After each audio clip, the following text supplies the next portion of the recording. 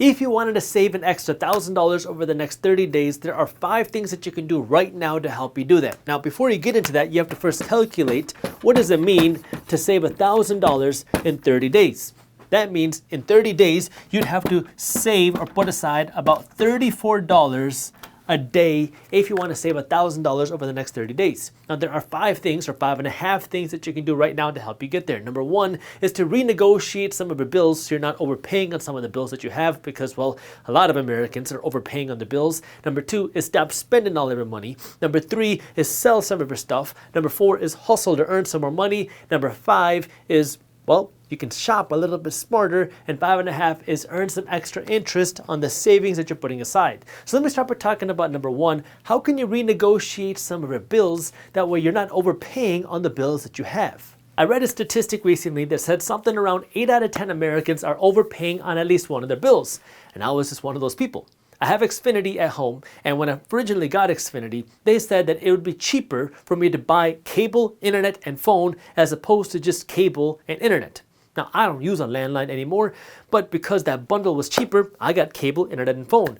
Well, after our contract expired, they changed my plan, and now I'm paying monthly, didn't really think much about the price, and I had this idea to call up Comcast or Xfinity now and see what's going on with my bill, and that was when I found out that it was actually cheaper now for me to stop paying for my phone and just have cable and internet. So I was paying for cable, internet, and phone even though I didn't have a landline, just because when I originally got that bill, it was the cheaper option. But then after my contract finished, I just got rolled over into something else, and now I'm paying for cable, internet, and phone even though I didn't need phone, and it was cheaper for me to get rid of phone, so I stopped paying for phone, and now I save like $35 a month just because I called and asked. And what a lot of these utility and subscription-based companies like your internet, your phone, your cable, a lot of these subscription-based companies will do is they will just keep slowly raising your monthly rates because they know that most people are not going to do anything except keep paying the higher price. But what you can do with a lot of your bills is you can just ask them to lower your price. And this doesn't mean you have to sacrifice anything. This is a quick and easy way for you to save a little bit of money every single month by just spending 15 minutes going through your bills. So what I want you to do is take a look at your cable bill, your internet bill, your phone bill, your cell phone bill, and any other utility that you might have, and then shop around. See what the competitors are charging. Then I want you to call their customer service office and ask about your bill and see if there's anything that they can do to reduce the price of your bill. But the key here, I'm going to give you the real secret to succeeding here, is I want you to be nice, because these customer service reps are being yelled at and cussed at all day and night long. And so if you're nice to them, they will be nice to your wallet. Many times these customer service reps will be willing to reduce your bill because these companies would rather give you a little bit of a discount than have you go to one of their competitors. So if you see that the competitors are charging less or they have some sort of introductory offer, you can use that as leverage to get a lower bill. But just be nice when you're talking to the customer service rep, because if you're mean to them, they're not going to want to deal with you. But if you're nice to them, they'll be nice to your wallet. The second thing that I want you to do is stop spending so much money.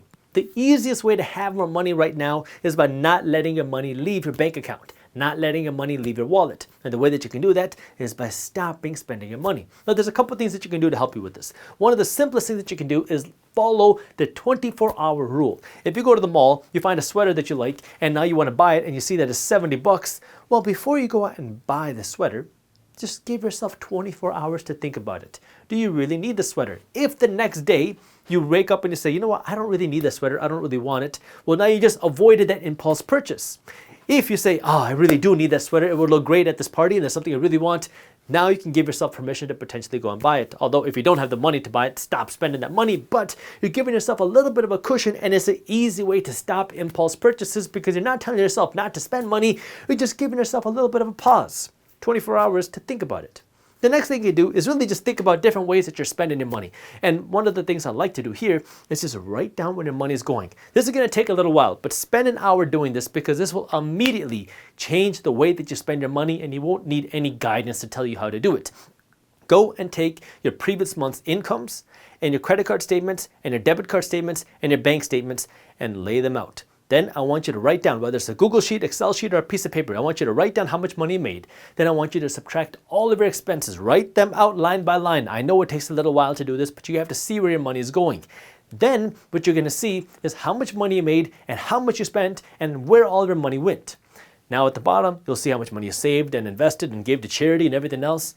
But if you spent all your money, now you can see where your money is going. And as soon as you see how much money you spent at Gucci or Lululemon or at the restaurants eating out, now all of a sudden you can see where all of your money is going. And now if you want to have more money this month, all you got to do is stop spending money where your money went last month. So now take a look at where your money went and stop spending so much money. There are a lot of ways for you to stop spending money. Before you go out to eat at a restaurant, eat dinner at home. That we're not so hungry there. Maybe just drink water there. Maybe only eat an appetizer there, that we don't have to eat an appetizer, get a drink and get a meal and get a dessert. Eat before you go, that we can save some money. Don't go out and watch movies in the theater. Watch them at home because you're already paying for Netflix. Find ways to stop spending money. That way now you can keep some more of that money right now because, well, if you really want to save that money quickly, you can't keep letting that money leave. The third thing that you can do if you want to get some money quickly is sell some of your stuff. Take a look around you. Every single person has things that are collecting dust around them. And if you want to get some more money quickly, find ways to sell it and turn it into cash. And that can also include your car.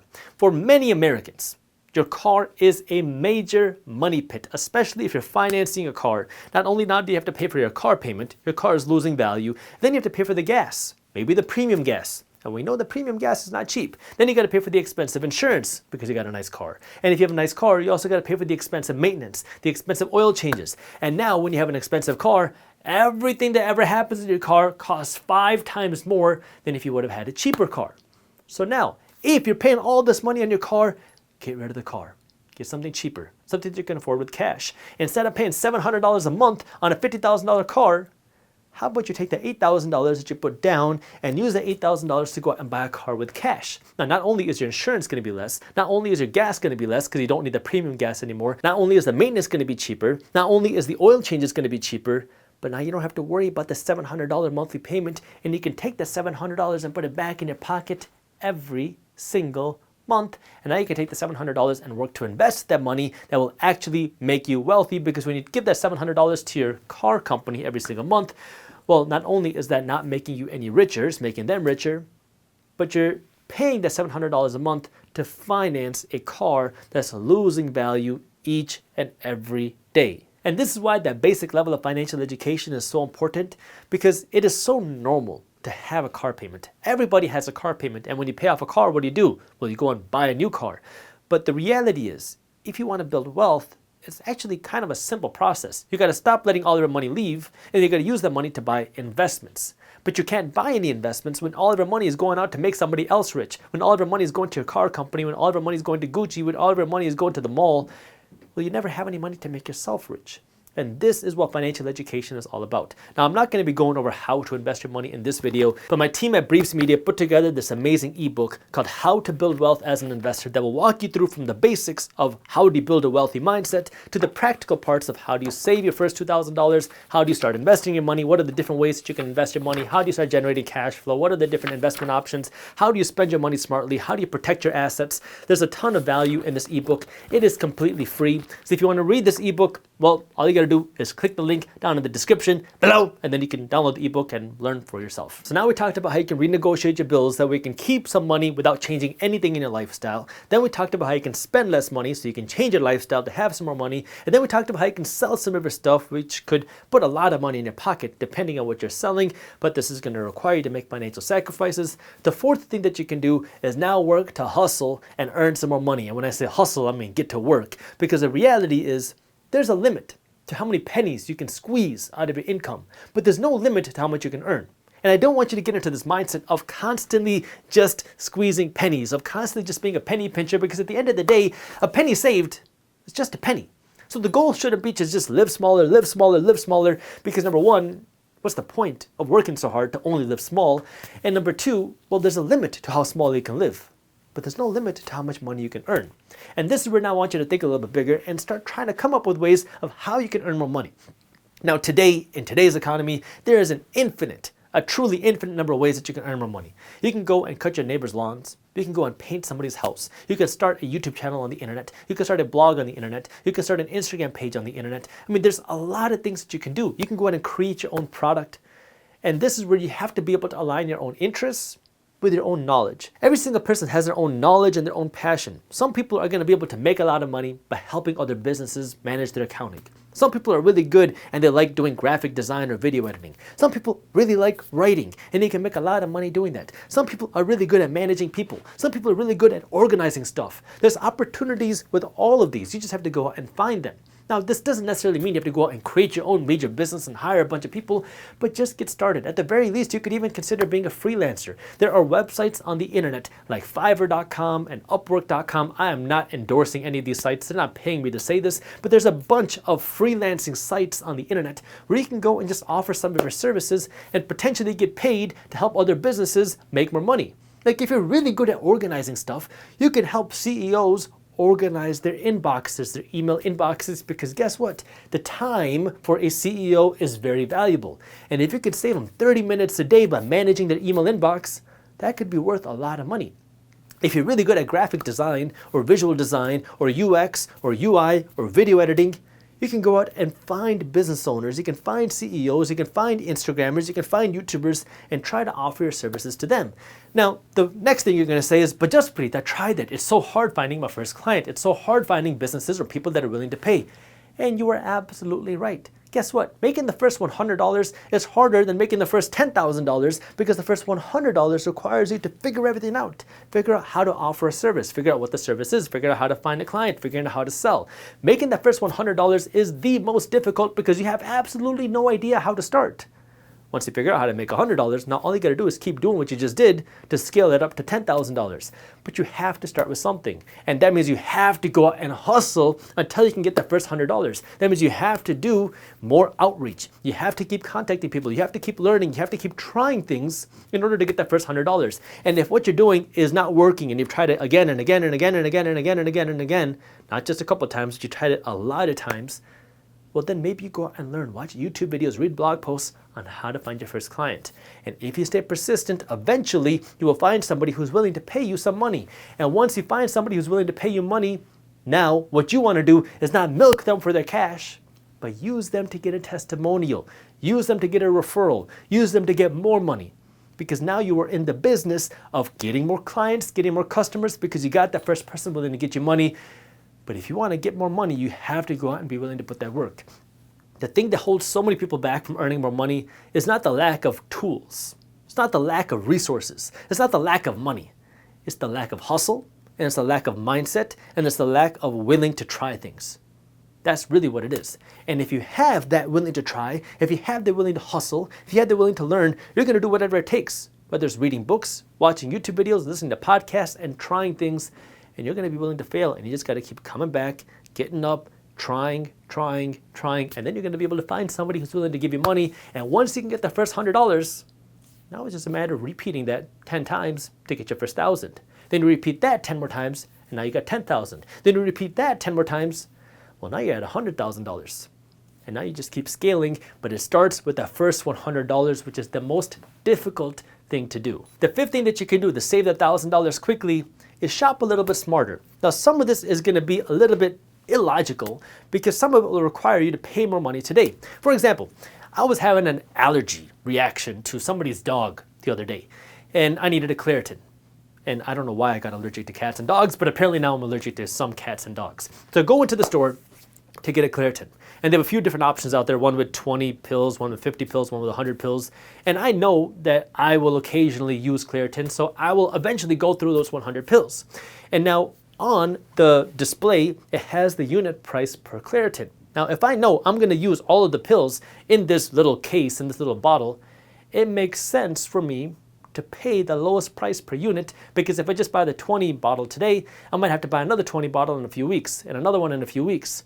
Versus if I just buy the 100 pack today, well, now if I can use all of it, I'm paying less per unit. So now take a look at the unit price of things that you buy, because a lot of stores now are required to put that unit price of an item on the display. That way now, if you're going to use something, pay the lower unit price. Even if that means you have to pay a little bit more money now, it's going to save you more money in the long term. And in addition to that, just shop a little bit smarter. Stop paying for ATM fees. That $4 fee every time you go to pull cash out of the ATM will start to add up. Stop paying overdraft fees. Banks love it when you spend all of your money because now you got to pay $35 in a bank account where you don't have any money to begin with. Not only do you have to fund the bank account again, but now you got to pay the overdraft fee. Stop paying these fees. Stop paying the late fees. I cannot stand late fees. And if you do get a late fee for one time, if you do get an overdraft fee the first time, go out, talk to the banker, talk to the company, tell them, hey, I'm so sorry I got this late fee. This has never happened before. It's not going to happen again. Can you please give me a waiver this first time? Can you please waive this late fee or this overdraft fee? And most of the time, they're going to say yes. And they will waive the $35 or $50 late fee because you haven't done that before. So just ask. It's an easy way for you to keep some extra money in your pocket without making any sacrifices in your life.